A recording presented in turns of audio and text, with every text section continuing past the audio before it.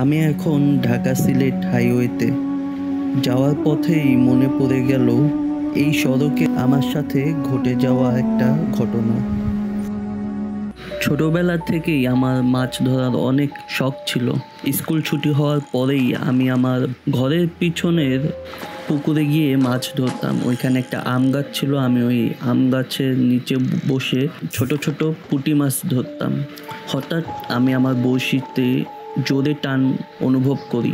টানের প্রবলে আমি পানিতে পড়ে যাই। তখন আমি সাঁতার জানতাম না, পানিতে পড়ে কোনো ঠাঁই পাই না এবং আমি অজ্ঞান হয়ে যাই। জ্ঞান ফিরতেই আমি দেখি যে আমি ওই আম গাছটার নিচেই বসে আছি। ওইখানে কেউ ছিল না, কে আমাকে পানি থেকে তুলছে বা কে বাঁচাইছে কিছুই বুঝতে পারি না।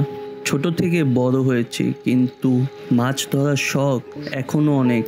তাই উইকেন্ডে ছুটি পেলে ঢাকার বাহিরে এদিক ওদিকে বন্ধু বান্ধব নিয়ে মাছ ধরতে চলে যাই। আর এখন ভালোভাবেই সাঁতার জেনে নিয়েছি, তাই এখন মাছ ধরতে অত ভয়ও করে না পানিতে পড়ে যাবার। তো এক উইকেন্ডে আমার এক ফ্রেন্ড আমাকে কল দিয়ে বলে যে বুলতা নামের একটা দিঘি আছে, ওই জায়গায় আমরা মাছ ধরতে যাব, সে টিকিট কেটে রেখেছে। আমি আমার ড্রাইভারকে ফোন দিয়ে জানিয়ে দিই যে কাল আমরা বুলতা যাব মাছ ধরতে, সে যেন সকাল সকাল এসে পড়ে।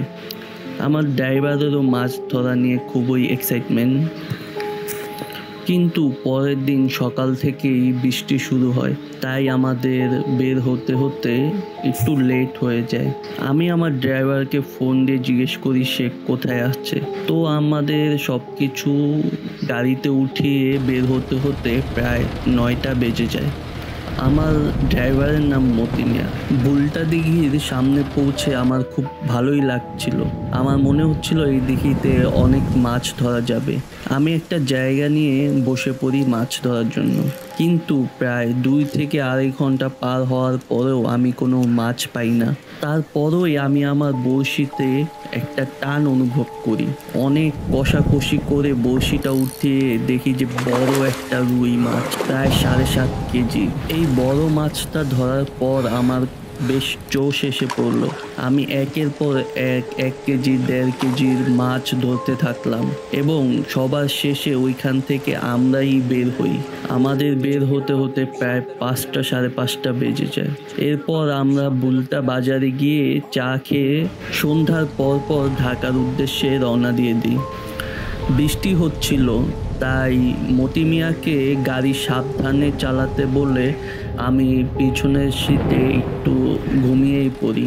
মতি মিয়া আমাকে বলল, আপনি ঘুমান, একবারে ঢাকা যেয়েই আপনার ঘুম থেকে উঠাবো।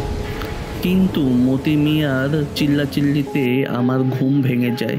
আমি চোখ খুলে দেখি সে যেন কাকে গাড়ির সামনে থেকে সরতে বলতেছে।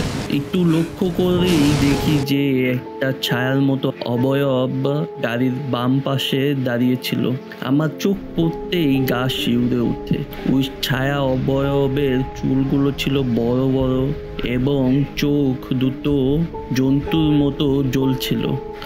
সে আমার জানলার কাছে এসে বলল যে দে। আমি ঠিক বুঝতে পারলাম না যে সে কি চাচ্ছে, টাকা চাচ্ছে, যে গ্রামের গরিব লোক টাকা চায়। আমি বললাম যে কি দিব, সে শুধু একটা কথাই বলল যে দে। তখন আমি বুঝতে পারলাম যেহেতু মাছ ধরি, এরকম কাহিনী শুনেছি যে অপার্থিব কিছু রাস্তা রোধ করে মাছ চায়। তো আমি গাড়ি থেকে নেমে ব্যাগ খুলে যে বড় মাছটা ধরছি ওইটাই তাকে দিব ভাবি, এইভাবে হলেও যদি রক্ষা পাওয়া যায়। তো আমি গাড়ির পিছনে ক্যারিয়ার খুলে বড় মাছটা বের করলাম। সে আমার একদম পিছন বরাবরই দাঁড়িয়েছিল। যখনই আমি মাছ তাকে দিতে যাব তখনই দেখি পিছনে কেউ নাই, অবয়বটা যেন গায়েব হয়ে গিয়েছে। আমি মতি মিয়াকে জিজ্ঞেস করলাম, তুমি কি দেখেছো কই গেছে? সে বলল না। সে আমাকে তাড়াতাড়ি গাড়িতে উঠিয়ে গাড়ি জোরে টানা শুরু করলো। আমার ভয়ই হচ্ছিল যে সে গাড়ি অ্যাক্সিডেন্ট করে দেয় নাকি। আমি তার সাথে কথা বলার চেষ্টা করছিলাম যেহেতু আমার একটু ভয় লাগছিল, কিন্তু মতি মিয়া কথারই কোনো সাড়া দিচ্ছিল না এবং জোরে গাড়ি চালাচ্ছিল। ঢাকায় আসার পর সে যাত্রাবাড়ির একটা পাম্পের কাছে সে গাড়ি থামালো।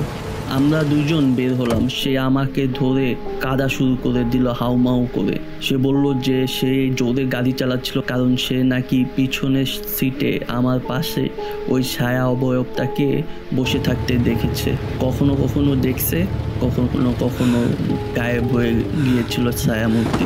তো সে বলতেছিল যে আজকে আমাদের আল্লাহ বাঁচিয়েছে, তাই সে রাস্তায় কোনো কথা বলে নাই আর জোরে গাড়ি চালিয়ে গেছে। তো গল্পটা ভূত FM এর 2014 সালের কোনো ঘটনা থেকে নেওয়া।